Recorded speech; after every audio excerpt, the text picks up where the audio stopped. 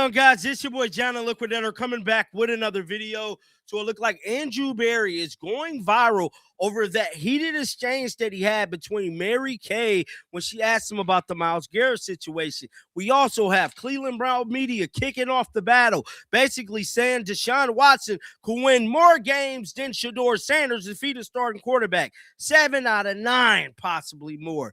Now, we got to start with the first topic, and that is Andrew Berry. So Andrew Berry had an NFL meeting yesterday that broke the damn internet.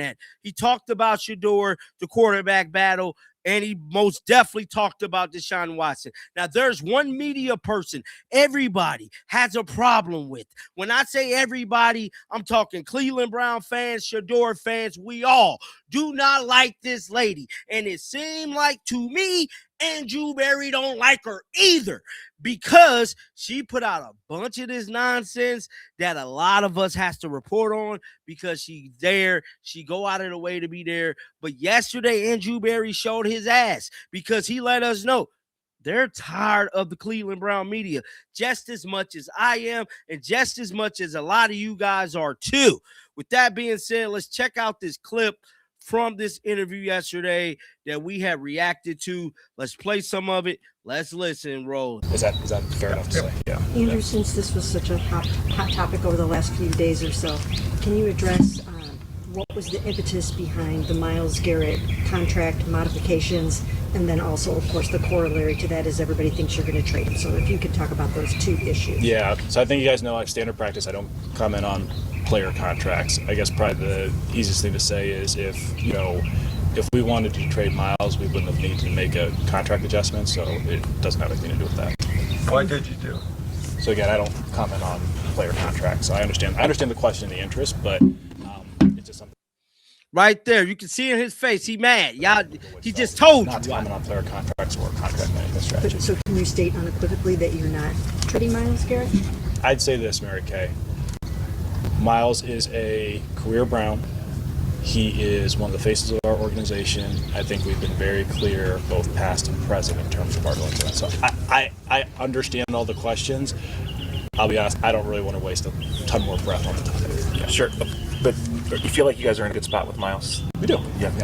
As it pertains to the quarterback position, so that was him shutting down reporters yesterday and pretty much letting everybody know he don't want to talk about it. Now, it was a lot of Cleveland reporters there. You can see by the tone that he got, he getting tired. Y'all are making this a very frustrating process for him. He's sick of y'all asking him questions about Myles Garrett, about all of this stuff. That's why we're not getting a lot of information about the quarterback room and what quarter, because they sick of the Cleveland media. They're not bringing in nobody else to leak information. That's why they miss Kevin so bad. Andrew Berry possibly realized that the Cleveland Brown media was the Achilles heel to a lot of that locker room drama. You could blame it on the Shedeur coming. You could blame it on people like me, the content creators. You could blame it on whoever you want. But until y'all Cleveland Brown reporters look at yourself in the mirror, know that y'all played a factor in all of the drama that is coming out of y'all dear city.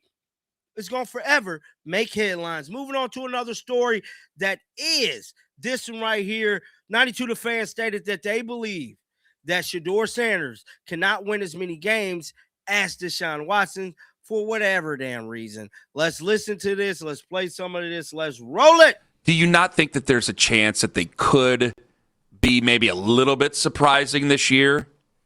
Is there any chance they could be a little surprised? Of course, it's the NFL. Okay, well, you completely spiked that chance without Myles Garrett. But when I say that, that's the same chance I give every team to have a good year the following year when no one's expecting it. So it's not really rooted in anything. But I know, every team in the NFL has a delusional part of their fan base is like, why not us this year? Yes. It's also the scheduling. And the schedule, yeah. Well, all the fours play each other, so eventually one of those fours is going to beat all the other fours, right? I'm not asking you to agree with anybody who's on the other side of reality. But I can guarantee, because there are people who do have an outside thought that maybe, if things go well and Todd Monken makes this big of a change, and maybe those free agents are, they start to talk themselves in it. Maybe they can be a little bit better than what they've been in the past. Okay. But I think there's only, if you're founded anything in realism, The realistic thing would be, you ain't got Myles Garrett anymore. No, it would cast a pall over the fan base. I think it would cast a pall over the organization. It would cast a pall over the locker room, and it would certainly not be good for Todd Monken's season as a head coach in the NFL. And it wouldn't be good for his future either. Like, all that needs to be taken into account before you accept anything about Myles Garrett. And one of these teams has to come up with something that is going to really change your thinking. Because I think you want to go into it. Andrew Berry's supposed to be open to everything, and people are saying he's lying. He's not lying. I think you need to go into this with the thought of, my arms are crossed, I'm doing nothing to move this guy, because you want everybody to know that you are not moving him unless you come up with something that's almost unrealistic. Because he's that good of a player, and there are so many bad things that are going to happen right now if you were to trade him. Which there's something else that we could be talking about in the future.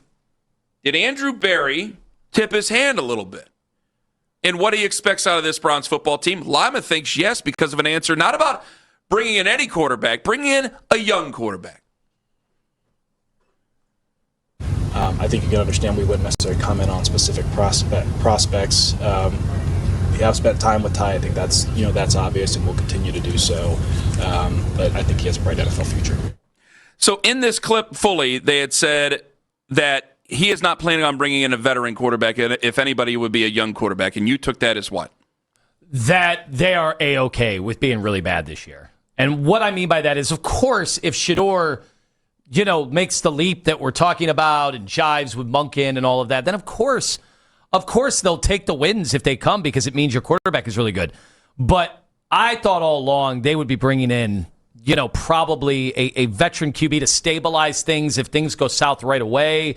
If they start out 1-5, and who knows what Watson, how healthy he'll be, how much they're realistically going to give him a shot. Then if you had like a Marcus Mariota, not that he's good, but that he still is capable of coming in and just holding the fort down. Here's the full clip of what Barry said. If Chase DeLauder can just say, now, doggone it, now we can. How you guys are making fun of me here? You always want to be flexible, because you don't know how circumstances change or what opportunities come your way. Our lean would be, if we do add someone to the quarterback room, it would be someone who's a younger player, most likely. But I can't state that definitively, because I don't know what the next couple of weeks will hold. Anyone that we bring in at any spot on the roster, our thought is that they are competing. They're competing to play. They have something that we like in their skill set, and our expectation would be for them to work harder. So I agree with him. I would rather just go young if you really wanted to bring somebody in. I don't think I'd bring in anybody this year.